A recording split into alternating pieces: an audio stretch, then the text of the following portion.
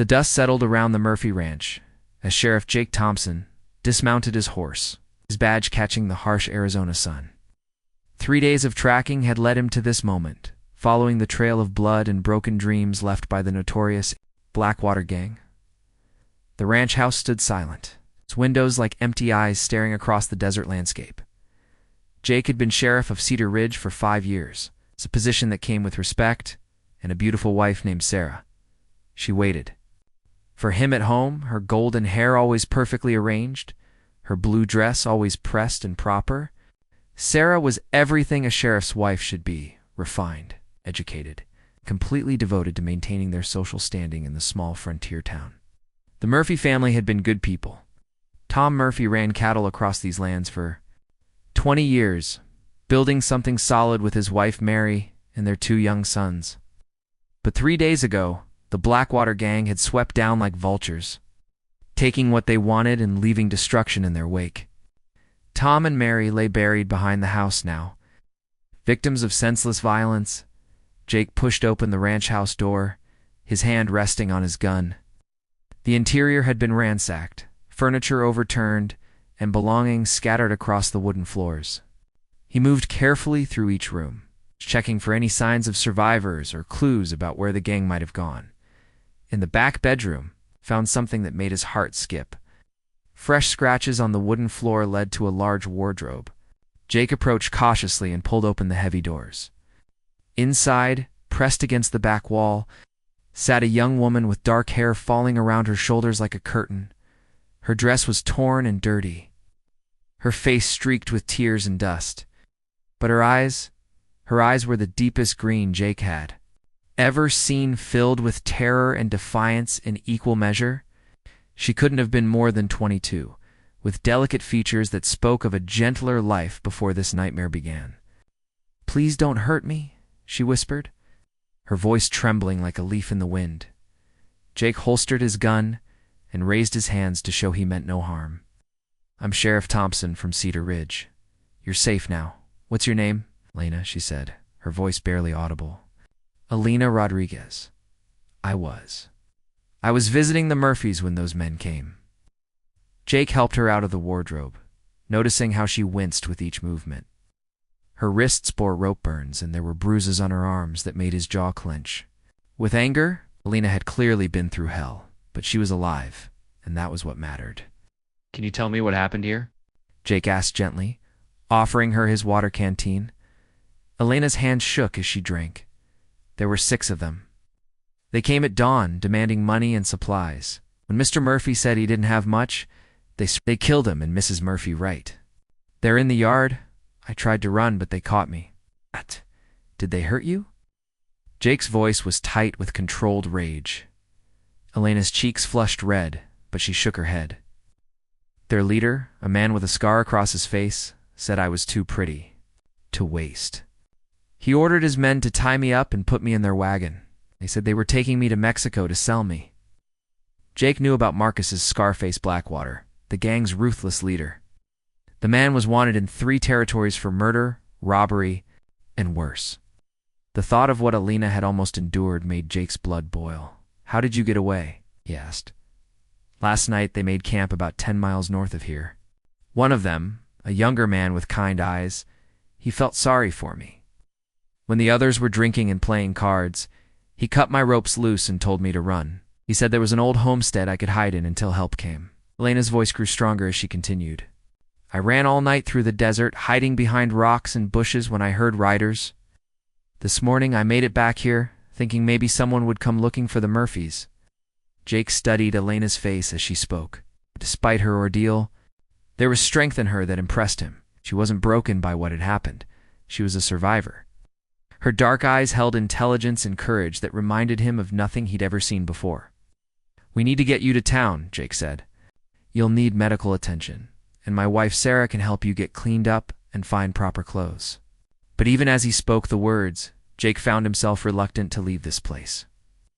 Something about Alina drew him in, made him want to protect her from the world. She was nothing like Sarah, with her proper manners and concern for appearances. Alina was real, raw, authentic in a way that stirred something deep inside him, as they prepared to leave the ranch. Alina stumbled, her legs weak from her ordeal. Without thinking, Jake caught her in his arms, and for a moment they stood frozen, looking into each other's eyes. He could smell the desert flowers in her hair beneath the dust and fear. Lips were full and soft, and Jake found himself wondering what it would be like to kiss them. The moment stretched between them, electric and dangerous. Jake had never felt anything like this before, not even with Sarah on their wedding day. This was different, raw and powerful, and completely forbidden. Alina broke the spell by stepping back, her cheeks flushed. "Thank you, Sheriff Thompson, for everything." Jake cleared his throat and tried to ignore the way his heart was racing. But as they rode back towards Cedar Ridge, Jake knew he was lying to himself. This wasn't just about doing his job anymore. Something had changed in that moment, when he held Alina in his arms. Something that would make his life far more complicated than he ever imagined possible. Sarah Thompson stood on the front porch of their white-painted house, her hands clasped tightly in front of her blue dress. She watched her husband Jake help a young Mexican woman down from his horse, and something cold twisted in her stomach. The woman was beautiful, despite her disheveled appearance, with dark hair that caught the afternoon light, and a grace that Sarah immediately recognized as dangerous. "Sarah, this is Elena Rodriguez," Jake said, his voice careful and formal. "She survived the attack at the Murphy Ranch. She needs a place to stay while she recovers." Sarah's smile was as sharp as winter frost. "Of course, dear. Any friend of yours is welcome in our home." But her blue eyes remained fixed on Alina with the intensity of a hawk watching a mouse. Alina stepped forward, offering a small curtsy despite her exhaustion. "Mrs. Thompson, I don't want to be any trouble. Perhaps there's a boarding house in town where I could stay?" "Nonsense," Sarah replied, though her tone suggested she agreed completely with Alina's suggestion. "We have a spare room upstairs, Jake. Help Miss Rodriguez get settled while I prepare some food." Sarah bustled into the kitchen, her mind raced with questions and suspicions. She had seen the way Jake looked at Alina, the gentle way he helped her from the horse. In 5 years of marriage, Jake had never looked at Sarah with such tenderness. Their relationship had always been proper, respectful, and increasingly distant. Sarah had married Jake because he was suitable, a respected lawman with a steady income and good prospects. She had thought love would grow over time, but instead they had settled into a polite routine of shared meals and separate beds. Jake treated her with courtesy, but Sarah had long suspected that his heart lay elsewhere, though she had never imagined it might be with another woman. Upstairs, Jake showed Alina to the small guest room, with its simple wooden furniture and clean white curtains. "Sarah's a good woman," he said, though his words sounded hollow even to himself. "She'll take care of you." Alina sat on the edge of the bed, suddenly looking very young and vulnerable. "Sheriff Thompson, I want to thank you again for saving me. I know I'm putting you and your wife in a difficult position by being here." Jake wanted to tell her that having her here was the best thing that had happened to him in years, but he couldn't say such words.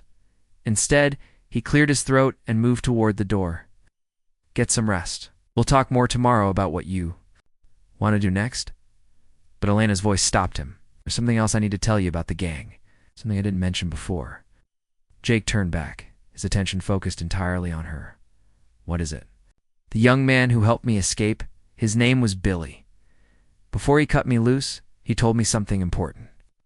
The gang isn't planning to leave the territory. They're going to hit the bank in Millerville next week during the Founders' Day celebration when the streets will be crowded." Jake's expression hardened. Millerville was only 2 days' ride from Cedar Ridge, and its bank held the deposits from several mining operations.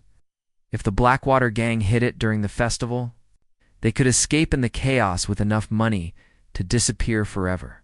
"Did Billy say when exactly?" Jake asked, moving closer to Alina. "Friday afternoon, when the bank will have the most cash on hand for the weekend's festivities?" Elena's eyes met his, and again Jake felt that dangerous electricity between them. "Sheriff Billy risked his life to help me. If there's any way to help him when you go after the gang, I'll do what I can," Jake promised, meaning it completely. Downstairs, Sarah strained to hear their conversation, her hands clenched into fists as she prepared dinner. The way Jake's voice softened when he spoke to Alina made Sarah's chest tight with emotions she didn't want to name. She had always prided herself on being a proper wife, but propriety felt like cold comfort when she heard genuine warmth in her husband's voice for the first time in years. That evening, dinner was a strained affair. Sarah served her best dishes: roasted chicken with herbs from her garden, fresh bread, an apple pie that was the envy of every woman in Cedar Ridge. But her efforts felt wasted as Jake's attention remained focused on Alina. "Tell us about yourself, Miss Rodriguez," Sarah said, her voice sweet as poisoned honey. "Are you from around here?" Alina shook her head, taking small, careful bites of food. "My family has a small farm about 50 miles south. I was visiting the Murphys because Mrs. Murphy was teaching me to read better English. My father wanted me to have more education." "How admirable," Sarah replied, though her tone suggested she found it anything but. "And what are your plans now? Surely your family will be worried about you." Elena's face fell. "I sent word with a traveling merchant 3 days ago, but I haven't heard back. The roads aren't safe for a woman traveling alone, especially with the gang still out there." Jake set down his fork with more force than necessary. "Elena will stay here as long as she needs to. It's not safe for her to travel until the gang is caught." Sarah's smile could have cut glass. "Of course, dear. Though I'm sure Miss Rodriguez is eager to return to her own people." The tension at the dinner table grew thick enough to slice. Elena excused herself early, claiming exhaustion, but Jake lingered at the table, lost in thought about the upcoming bank robbery and the woman sleeping upstairs. "She's very pretty," Sarah said once Alina was gone, her voice deceptively casual. "I hadn't noticed," Jake lied, standing to leave the table. Sarah grabbed his arm, her fingers digging into his sleeve. "Don't lie to me, Jake. I've seen how you look at her. In 5 years of marriage, you've never looked at me that way." Jake turned to face his wife, seeing the pain and anger in her blue eyes. Sarah was beautiful in her own way, with her perfectly arranged blonde hair and ladylike manners. But she felt like a stranger to him now, someone playing a role, rather, than showing her true self. "Sarah, you're imagining things. Alina's a victim who needs our help, nothing more." But Sarah wasn't fooled. "I know you, Jake Thompson. I know when you're lying. That woman upstairs has gotten under your skin, and it terrifies me." Jake wanted to deny it, but the words wouldn't come. Instead, he pulled his arm free and headed for the door. "I need to check on the horses." Outside in the barn, Jake tried to clear his head. Sarah was right, of course. Alina had gotten under his skin in a way that both thrilled and terrified him.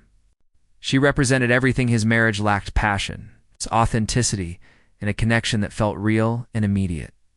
As he brushed down his horse, Jake caught a glimpse of Elena's silhouette in the upstairs window. She was brushing her long, dark hair, and the sight made his chest tight with longing. He was a married man, a respected sheriff, and he had no business feeling this way about another woman. But as Elena's shadow disappeared from the window, Jake knew his life had changed. Forever, the question now was what he was going to do about it. 3 days passed in Cedar Ridge like a slow-burning fuse leading to dynamite. Jake threw himself into preparing for the bank robbery in Millerville, gathering a posse and coordinating with the town marshal. But his mind kept wandering to Alina, who had recovered enough to help Sarah with household chores while maintaining a careful distance from Jake. Alina moved through the house like a graceful shadow, her presence both comforting and disturbing. She helped Sarah with cooking and cleaning, but Jake noticed the tension between the two women growing thicker each day.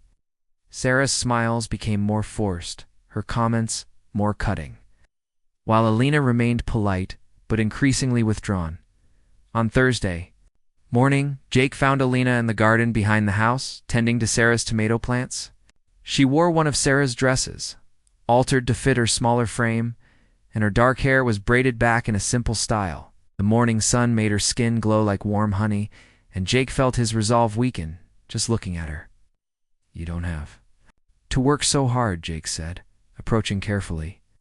"You're our guest, not a servant." Alina looked up, her green eyes troubled. "I need to earn my keep, Sheriff. Your wife has been ... generous ...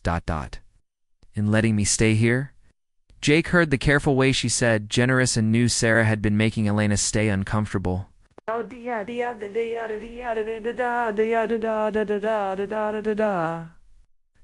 knowledge made his jaw clench with frustration. Sarah can be particular about certain things. Don't take it personally. She loves you very much, Alina said quietly, returning to her work with the tomatoes. She's afraid I'm going to take you away from her. The words hung in the air between them like an unspoken confession. Jake moved closer, drawn by an invisible force he couldn't resist. "And are you?" he asked, his voice barely above a whisper. Elena's hand stilled on the tomato vines. "I would never do such a thing. You're a married man, and I'm just a woman with nothing to offer."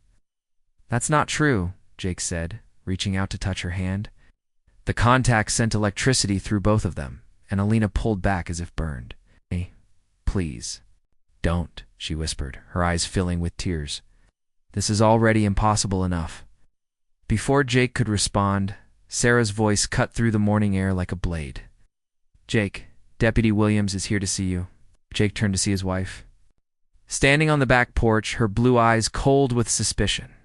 She had clearly seen them together, seen the way they looked at each other. And Jake knew there would be consequences.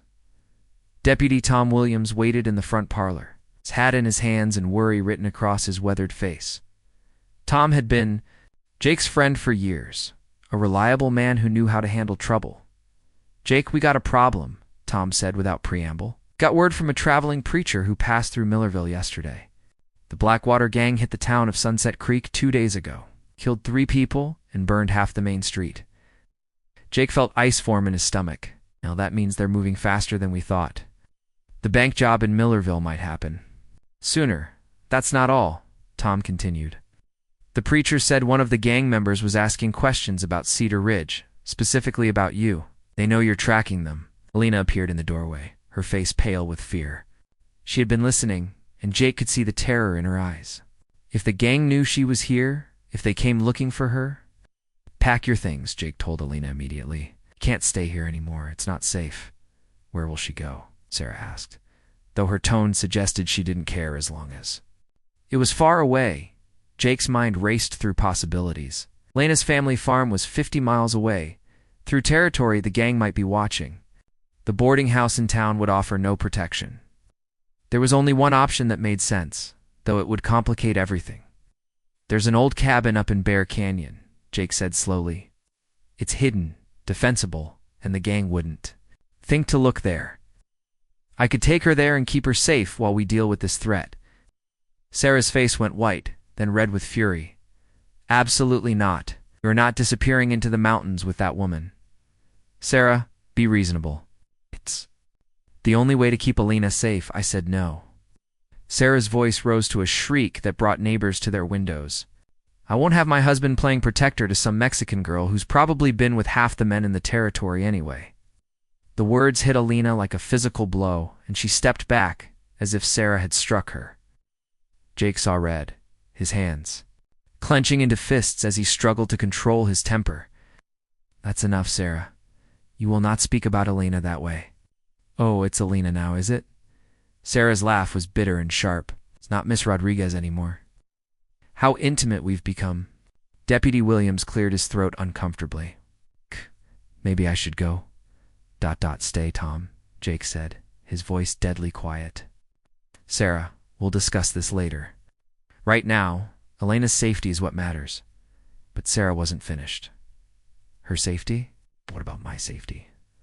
What about our marriage?" "You're ready to abandon everything for a woman you've known for less than a week." Alina stepped forward, her chin raised with dignity despite the tears in her eyes. "Mrs. Thompson, I never asked for any of this. I never wanted to come between you and your husband. If you want me gone, I'll leave right now and take my chances on the road." "Alina, no," Jake said quickly. "You're not going anywhere alone." The standoff continued for several tense moments, with Sarah glaring at Alina fighting back tears, and Jake caught between duty and desire. Finally, Tom Williams spoke up with the practical wisdom that made him a good deputy. "Send Alina to my sister's place in Tucson. It's far enough away to be safe, and Mary could use the help with her new baby." It was a reasonable solution, but Jake found himself rejecting it immediately. The thought of Alina being hundreds of miles away made his chest tight with panic. He told himself it was because he wanted to protect her personally, but deep down, He knew the real reason he couldn't bear the thought of losing her. The roads to Tucson aren't safe either, Jake said. Cabin is still the best option. Sarah stared at her husband, seeing the truth written in his eyes. He wasn't just trying to protect Elena, he was in love with her. The realization hit Sarah like a physical blow, and she sank into a chair, her hand pressed to her chest. "You love her," Sarah whispered.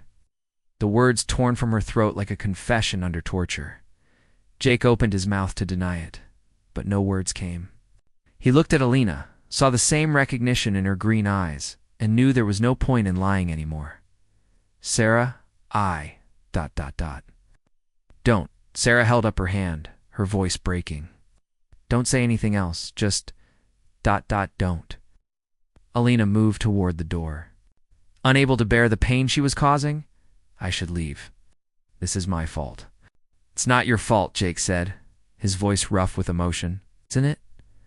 Elena turned back, tears streaming down her face. "I could have hidden better at the ranch. I could have run farther. I could have done 100 things differently. So, you never would have found me. And I thank God every day that you didn't," Jake said, the words escaping before he could stop them. The admission hung in the air like a death sentence for his marriage.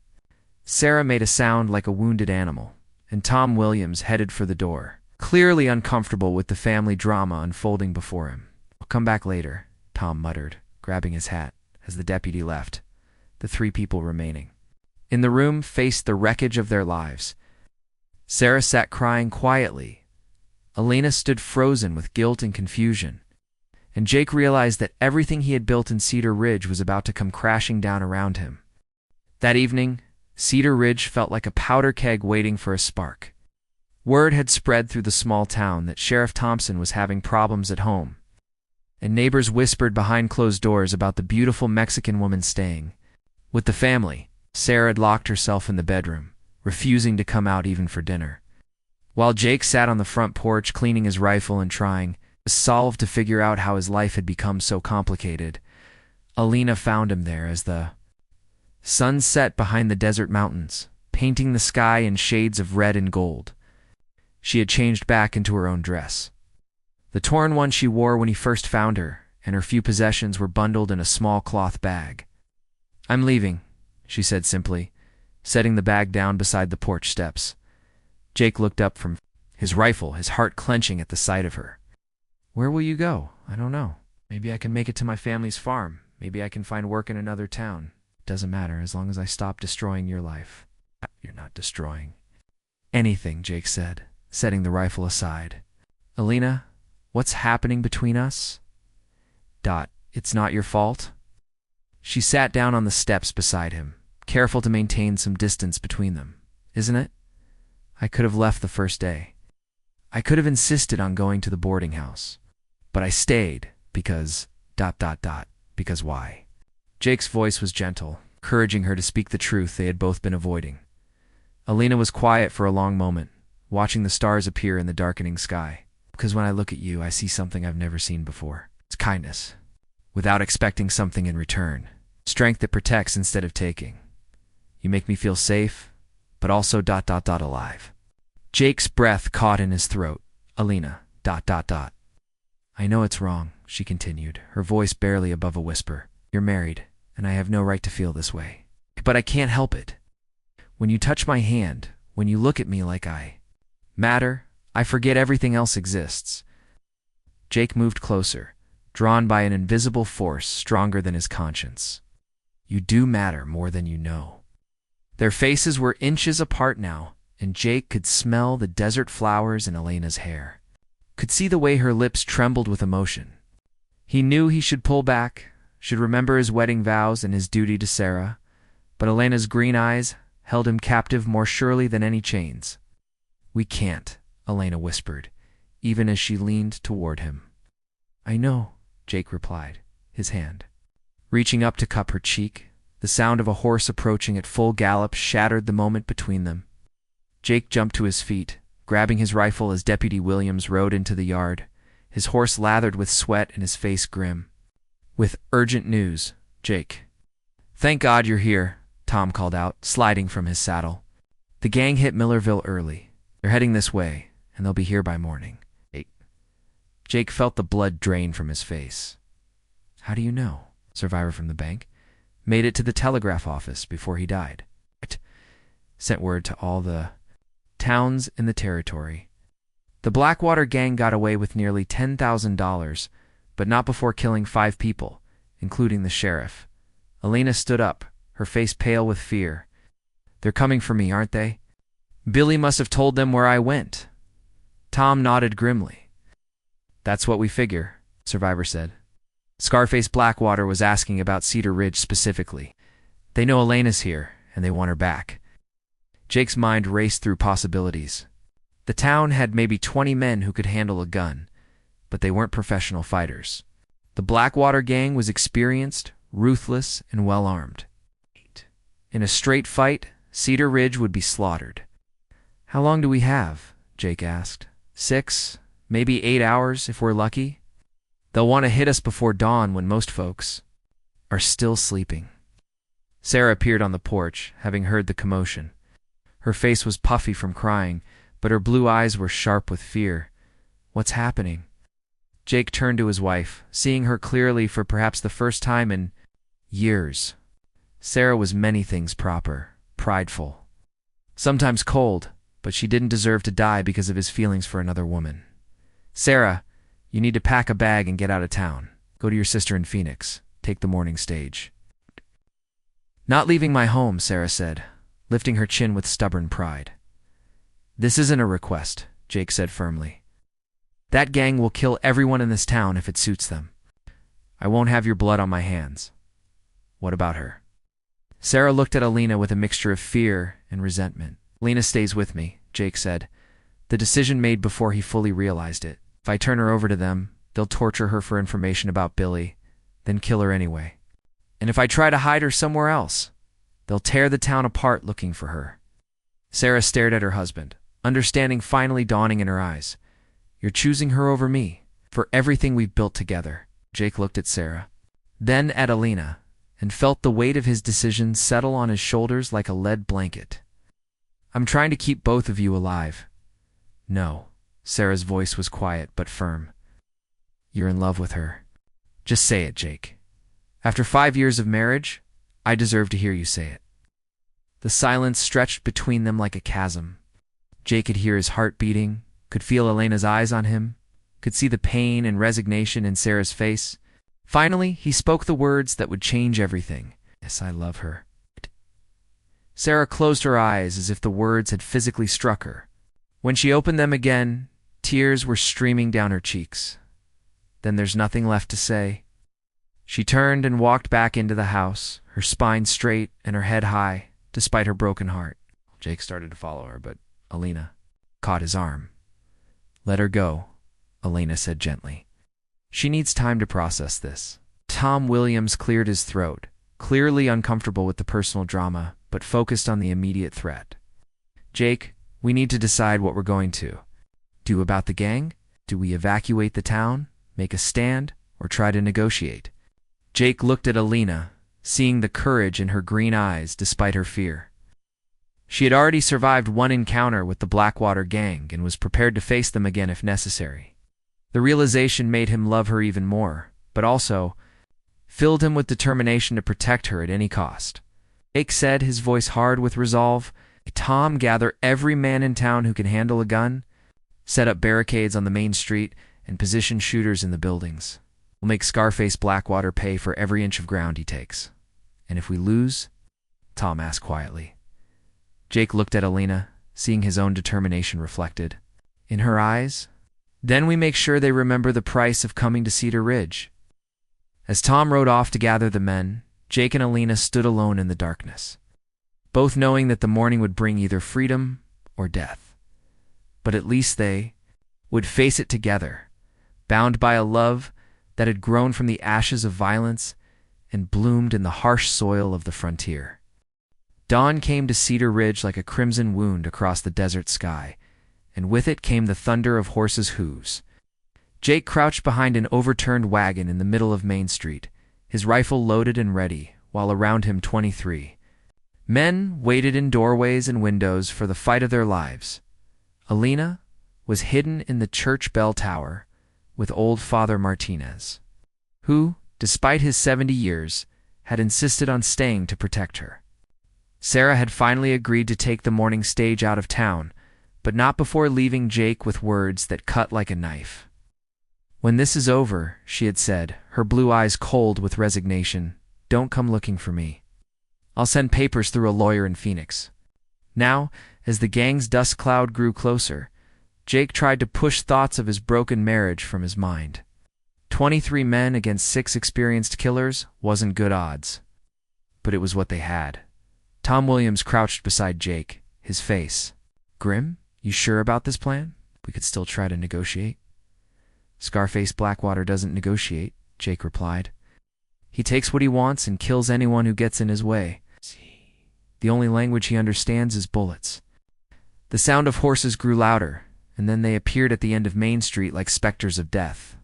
6 riders in dust-covered clothes, their faces hard with violence. At their head rode Marcus Blackwater, the scar that gave him his nickname. Running from his temple to his mouth like a lightning bolt, the gang stopped 50 yards from the barricades, their horses dancing nervously. Scarface Blackwater dismounted slowly, his cold gray eyes scanning the buildings for hidden gunmen. "Sheriff Thompson." Blackwater called out, "I believe you have something that belongs to me. Send out the girl, and maybe I won't burn your pretty little town to the ground." Jake stood up behind the wagon, his rifle trained on Blackwater's chest. "Elena Rodriguez doesn't belong to anyone, least of all a murdering snake like you. You want her? You'll have to come through me." "Aye!" Blackwater laughed, the sound like grinding glass. "Through you? And how many others?" "I count maybe 24 guns against my 6. Those are good odds for professionals like us." "Why don't you try us and find out?" Jay called back, the tension stretched like a bowstring about to snap. "See the other gang members spreading out, preparing for a fight?" Behind him, he heard the nervous breathing of the town's defenders. Then Billy stepped forward. The young man who had helped Alina escape, looking pale and sick with guilt. "Marcus, please. The girl ain't done nothing to us. Why don't we just take the money and head to Mexico?" Blackwater turned on Billy with the speed of a striking snake, his hand flashing to his gun. The shot echoed through the street like thunder, and Billy crumpled to the ground, clutching his chest as blood spread across his shirt. "Anyone else want to question my orders?" Blackwater snarled. Jake felt rage burn through him at the casual murder of the one gang member who had shown mercy. Billy had saved Elena's life, and now he was dying in the dust for his compassion. "You just made this personal, Blackwater." "It was always personal, Sheriff. The girl saw our faces, heard our plans. She's a loose end that needs cutting." Blackwater's eyes glittered with cruel anticipation. Before Jake could respond, a rifle shot cracked from the church bell tower. One of Blackwater's men spun from his saddle, clutching his shoulder as his horse reared. "Elena, no," Jake shouted, realizing she had taken Father Martinez's old hunting rifle. Blackwater's face twisted with rage. "There she is, boys. Fight the tower." All hell broke loose in Cedar Ridge. The remaining gang members spurred their horses toward the church while firing at the bell tower. Jake and his men opened up from their positions, filling the air with gun smoke and rifle fire. Jake saw Elena's dark hair disappear behind the stone wall of the tower as bullets chipped pieces from the ancient stones. His heart hammered with fear for her safety as he worked his rifle. Tom Williams grunted beside him, clutching his arm where a bullet had grazed him. They were trying to circle around to the back. Jake looked and saw 2 riders breaking away from the main attack. If they succeeded, Elena would be trapped. "Hold the line," Jake shouted, then vaulted over the wagon and sprinted toward the church. Bullets whistled around him as he ran, kicking up dust at his feet. Jake felt one tug at his sleeve, another burn across his ribs, but he kept running. Nothing mattered, except reaching Elena. Behind the church, Jake found the 2 riders dismounting near the back door. Both were professionals who turned their guns on Jake the moment they saw him. Jake dove behind a stone grave marker as bullets whined overhead. He rolled to his left and came up firing, his first shot taking one man in the chest. The other man was faster, his bullet creasing Jake's temple and sending blood streaming down his face. Jake's vision blurred, but he kept shooting, Second shot caught the man in the throat. Jake staggered to his feet, wiping blood from his eyes as he headed for the church's back door. Inside, he could hear Father Martinez praying while footsteps pounded up the wooden stairs. The old priest sat behind the altar. "Sheriff, she went up to help, but I fear she is trapped. The other men come through the front." Jake nodded grimly and headed for the narrow stairs that led to the bell tower. Each step felt like climbing a mountain, but he climbed anyway, driven by love and desperation. At the top, Jake found Alina pressed against the stone wall, the old rifle empty in her hands. On through the arched openings, he could see black water. Approaching the church entrance, Lena, Jake called softly. She turned, and her face crumpled with relief when she saw him. "Jake, you're hurt." "I'm fine," he lied. "Are you hit?" "No, but I can't reload this old rifle fast enough." They're coming up the stairs. Jake could hear heavy footsteps below, along with Blackwater's voice calling out threats. They had maybe 30 seconds before the gang leader reached the tower. "There's only one way out of this," Jake said, looking at the bell rope that hung in the center of the tower. "You want me to climb down a rope?" Alina asked. "Trust me," Jake said, taking her hands. For a moment, they stood frozen, looking into each other's eyes while death climbed the stairs toward them. "I love you," Alina whispered. "I love you too," Jake replied. Then Scarface Blackwater appeared at the top of the stairs. "Vows." His gun raised and his scarred face twisted with rage. Well, well. The sheriff and his Mexican whore, together at last. Jake pushed Alina behind him and raised his rifle, but Blackwater was faster. The gang leader's bullet caught Jake in the shoulder, spinning him around and sending his rifle clattering. Across the floor? "The girl comes with me," Blackwater said, his gun trained on Jake's chest. "Or you can be a hero and die right here." Lena stepped out from behind Jake. "I'll come with you.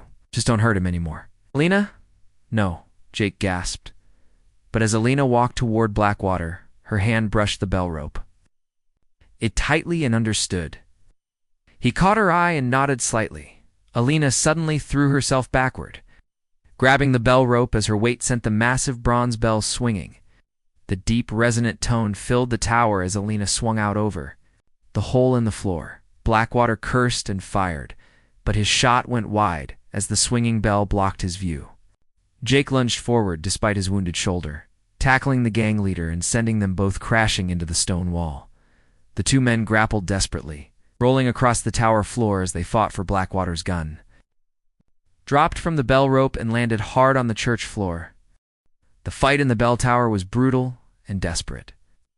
Jake's wounded shoulder screamed with pain as he grappled with Marcus's Scarface Blackwater.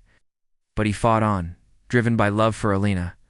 Blackwater was a seasoned killer, his body scarred by countless fights. But Jake had something the gang leader didn't, a reason to win that went beyond survival. Every time Blackwater's fist connected with Jake's jaw, Jake thought of Elena's green eyes and found strength to continue. The two men rolled across the stone floor, crashing into the ancient bells. Bronze rang against bronze as their bodies struck the instruments, creating a discordant symphony that echoed across the desert. Below in the church, Alina struggled to her feet despite her twisted ankle, searching desperately for a weapon too. "Help, Jake." Father Martinez had hidden behind the altar when the fighting started, praying in Spanish. In the tower above, Jake wrapped his good arm around Blackwater's throat, trying to choke the life from him. But Blackwater drove his elbow back into Jake's wounded shoulder. Sending fresh agony through the sheriff's body, Blackwater spun around. His scarred face twisted with rage and drove his fist into Jake's temple. Stars exploded behind Jake's eyes as he staggered backward toward one of the arched openings. "You should have minded your own business, Sheriff," Blackwater snarled, pulling a knife from his boot. "Now you're going to watch me carve up that pretty little Mexican before I put you out of your misery." As Blackwater lunged forward with the blade, Jake caught the outlaw's wrist. The two men struggled for control of the knife, their faces inches apart, breathing in ragged gasps. "She's not." "Yours," Jake managed through gritted teeth. "She's mine now," Blackwater replied, pressing the knife closer to Jake's throat. The blade was almost at Jake's neck when a gunshot rang out from below. "Ow!" Blackwater jerked, his eyes wide with shock. He looked down to see blood spreading across. His chest then turned to stare at Elena, standing on the church floor below, Father Martinez's old pistol smoking in her hands. "You forgot about me," Elena called up to him, her voice steady, despite tears streaming down her face. Blackwater stumbled backward, his hand pressed to the spreading stain.